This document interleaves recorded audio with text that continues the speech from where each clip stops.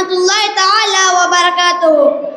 Alhamdulillah wassalatu wassalamu ala rasulillah sayyidina Muhammadin wa alihi wa sahbihi ajma'in. Amma ba'd. Qala Allah ta'ala fil Qur'anil azim. A'udhu billahi minash shaitanir rajim. Bismillahir rahmanir rahim. Wa ma arsalnaka illa rahmatan lil alamin. Sadaqallahul alim. அளவற்ற அருளாளன் நிகரற்ற அன்புடையோன் வல்லோன் அல்லாஹ்வின் திருநாமத்தால் ஆரம்பம் செய்கிறேன்.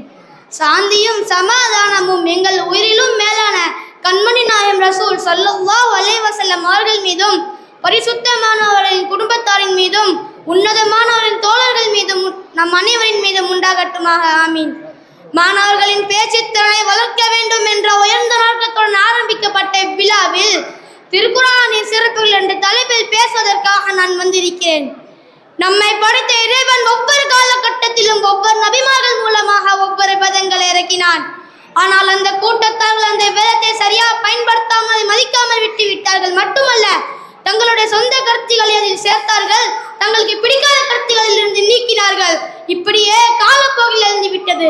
இறுதியாக அல்லாஹ் தஆலா இறுதி நபியான கண்மணி நாயகம் ரசூல் ஸல்லல்லாஹு அலைஹி வஸல்லம் அவர்களுக்கு ஒரு வேதத்தை இறக்கினான். அதுதான் இறுதி வேதமான அல் குர்ஆன் ஆகும்.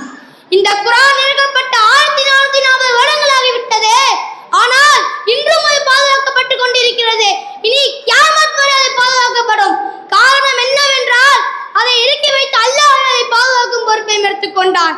இன்னா நஹ்னு நஸல்னா திக்ர வ இன்னா லஹு லஹாஃபிலூன். நிச்சயமாக நாம் தான் இந்த வேதத்தை இறக்கி வைத்தோம், அதை நாமே பாதுகாக்கம் செய்கிறோம் என்று அல்லாஹ் குர்ஆனில் கூறுகிறான். அன்பிற்குரிய அல்லாஹ்வின் நல்லடியார்களே, அதை நான் பாதுகாக்கிறேன் என்று அல்லாஹ் சொன்னாலும் அதை பாதுகாப்பதற்கு நம்மளை தான் தேர்ந்தெடுத்திருக்கிறான். இந்த வகையில் நாம் அல்லாஹ்விற்கு அதிகமாக நன்றி செலுத்த கடமைப்பட்டிருக்கிறோம். குர்ஆனை சரியான முறையில் பாதுகாக்க வேண்டும் என்றால் அதை அதிகமாக ஓத வேண்டும். அதை அதிகமாக ஓத வேண்டும் என்றால் அதனுடைய சிறப்புகள் நம்மளுக்கு தெரிந்திருக்க வேண்டும். அன்பிற்குரிய அல்லாஹ்வின் நல்லடியார்களே, குர்ஆனை ஓதுவதற்கு எண்ணற்ற சிறப்புகள் இருக்கிறது. உலகத்தில் நாம் யாரை பார்த்தும் பொறாமை கொள்வது கூடாது. ஆனால் 2 பேரை பார்த்து பொறாமை கொள்வது தவறில்லை என்று நபிகள் நாயகம் ரசூல் ஸல்லல்லாஹு அலைஹி வஸல்லம் அவர்கள் சொன்னார்கள். யாரின் மீதும் பொறாமை கொள்வது கூடாது, ஆனால் 2 பேரை பார்த்து பொறாமை கொள்வது தவறில்லை. ஒருவருக்கு அல்லாஹ் திருக்குர்ஆனை கற்றுக் கொடுத்தான், அதை கொண்டு அவர் இரவும் பகலும் ஓதினார். இன்னொருவருக்கு அல்லாஹ் பொருளாதாரத்தை கொடுத்தான், அதை கொண்டு அவர் இரவும் பகல் நல்வழியில் செலவு செய்தார். இந்த 2 பேரை பார்த்து பொறாமை கொள்வது தவறில்லை என்று நபிகள் நாயகம் ரசூல் ஸல்லல்லாஹு அலைஹி வஸல்லம் அவர்கள் சொன்னார்கள். பொதுவாக நாம் நம்மை விட எல்லா வகையிலும் உயர்ந்தோரை பார்த்துதான் பொறாமைப்படுவோம். குர்ஆன் ஓதுவோரை பார்த்து பொறாமை கொள்வது தவறில்லை என்று நபிகள் நாயகம் ரசூல் ஸல்லல்லாஹு அலைஹி வஸல்லம் சொன்னார்கள் என்றால், குர்ஆனை ஓதுவதினால் நமக்கு கிடைக்கும் நன்மைகளையும் பாக்கியங்களையும் சொல்ல வேண்டிய அவசியம் இல்லை. அந்த அளவு எண்ணற்ற நன்மைகள் இருக்கிறது. எவர் குர்ஆனில் இருந்து ஒரே எழுத்தை ஓதுகின்றாரோ அதற்காக அவருக்கு 10 நன்மைகள் வழங்கப்படும்.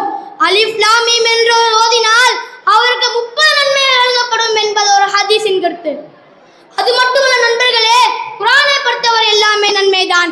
அதை தொட்டால் நன்மை, அதை பார்த்தால் நன்மை, அதை எழுதினால் நன்மை, அதை ஓதினால் நன்மை, அதை சிந்தித்தால் நன்மை, அதன்படி அமல் செய்தால் நன்மை, அதை பிறருக்கு கற்றுக் கொடுத்தால் நன்மை.